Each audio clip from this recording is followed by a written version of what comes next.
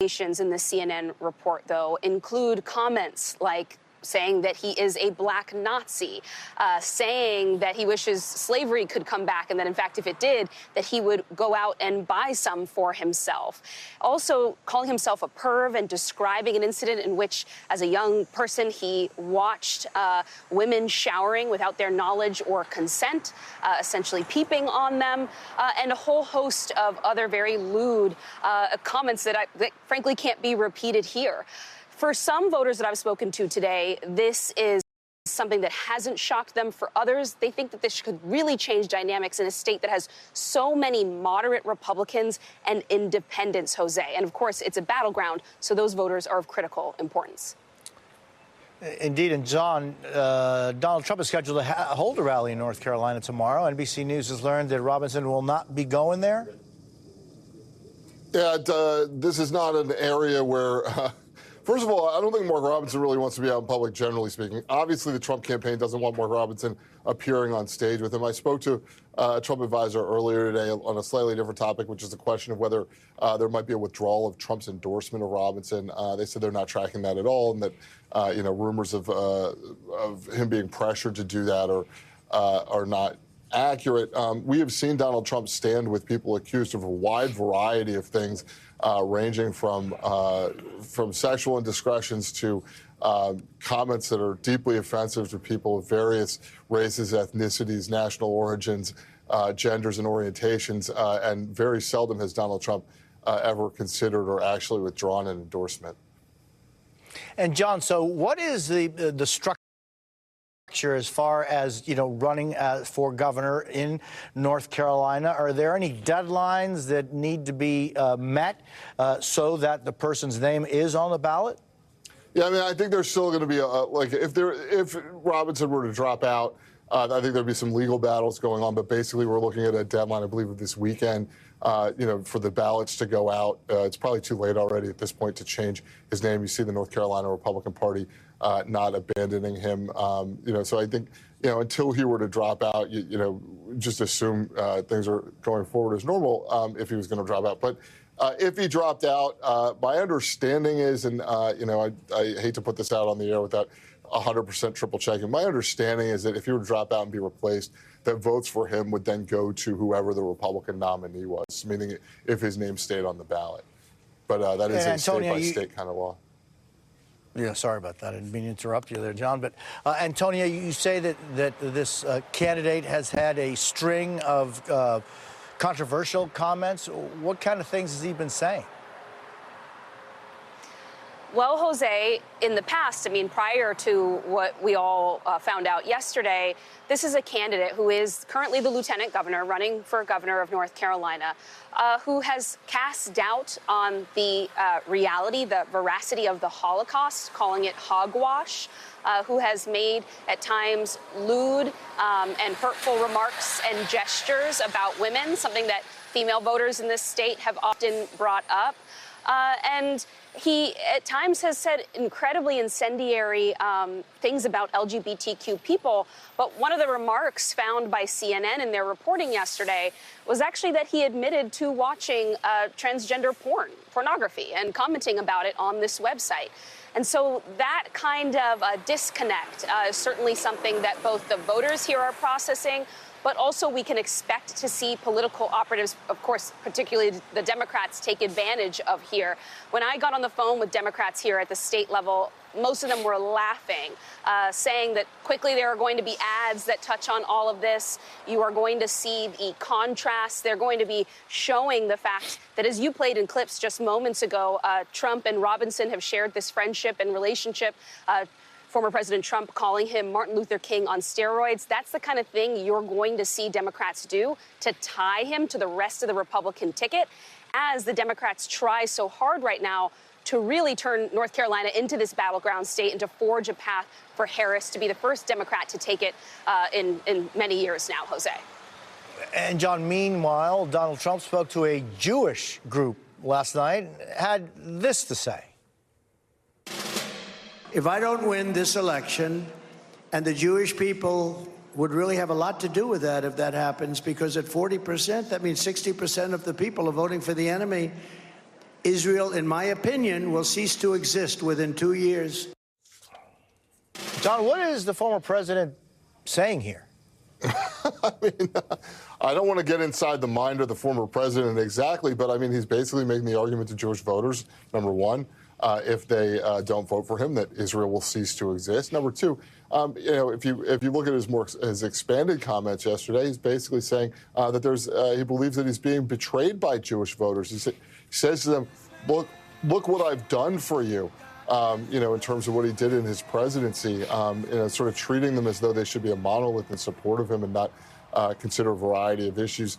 Donald Trump does not always speak in terms that I think, hit every ear as sensitive to variations of, again, religion, race, orientation, et cetera. In this case, he's basically saying to Jewish voters, it almost sounds like a bribe. If you vote for me, you'll get X, you'll get Y, you'll get Z. Look at all the stuff I did for you before. Certainly, some of them are not bothered by that, and others find it offensive.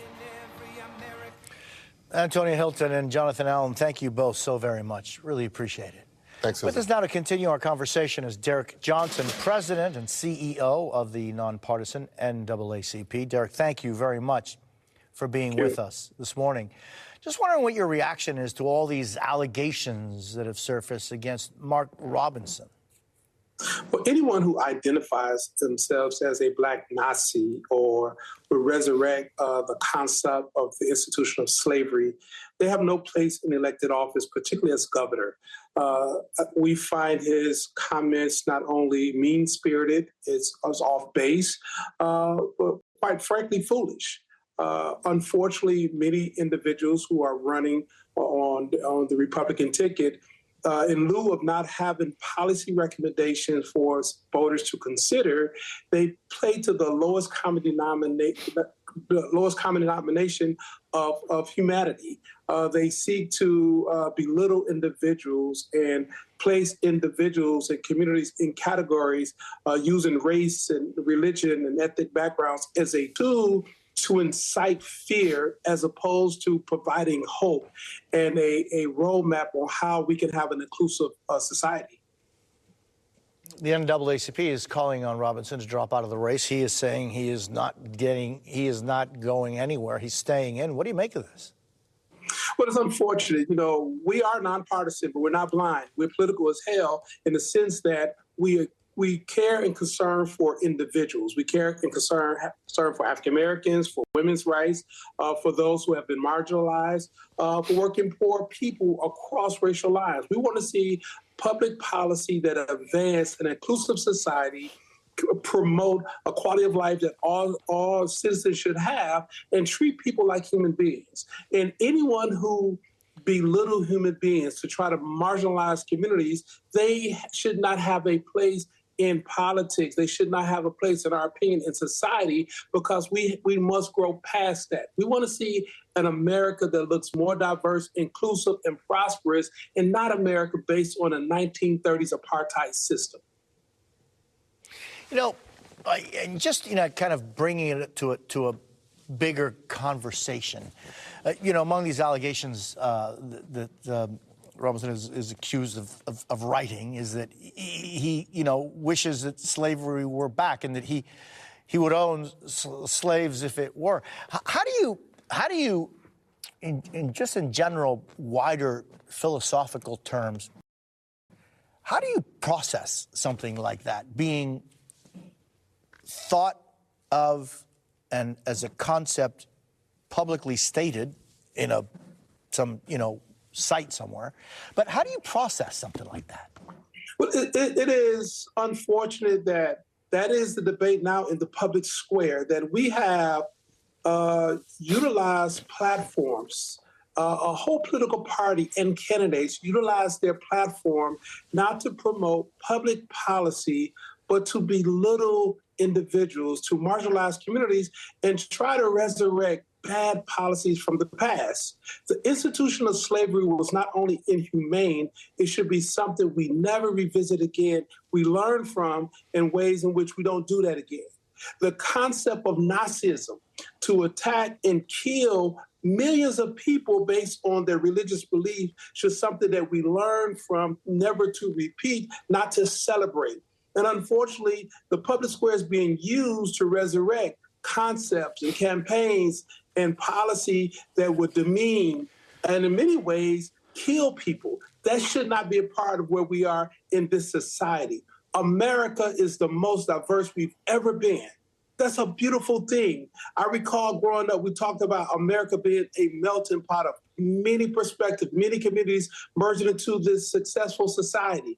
We should move forward looking to recreate and build on the success and not try to tear it apart. Ask candidates, what is your public policy recommendations, not your small-minded approaches to how you see people. And oftentimes, those who demean individuals have the most to hide in closets.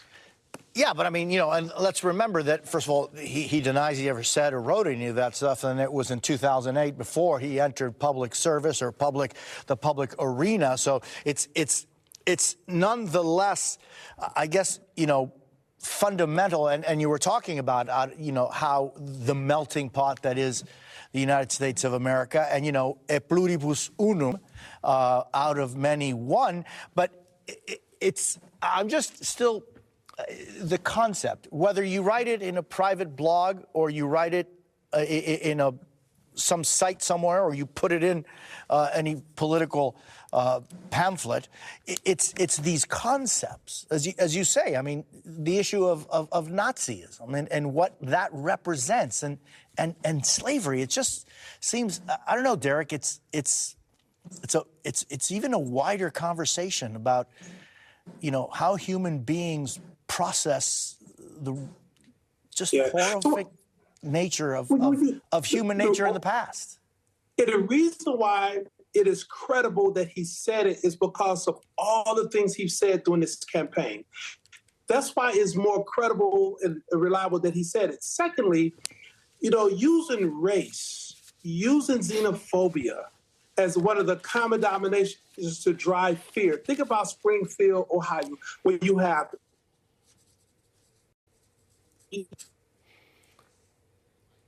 Well, we just lost Derek. Derek Johnson's communications, and I want to apologize for that. It is the nature of live television. Derek, thank you very much for being with us this morning. New this morning, an intense round of back and forth strikes between Israel and Lebanon. We're going to get a live report from Beirut, where there have been bombings in the Lebanese capital today. Plus, a Kentucky judge shot and killed in his own chamber by a local sheriff. What we're learning about what happened. And later, Vice President Harris heads to battleground Georgia, where she's set to give a speech on reproductive rights. We'll get a preview. We're back in 90 seconds. You're watching Jose Díaz-Balart Reports on MSNBC.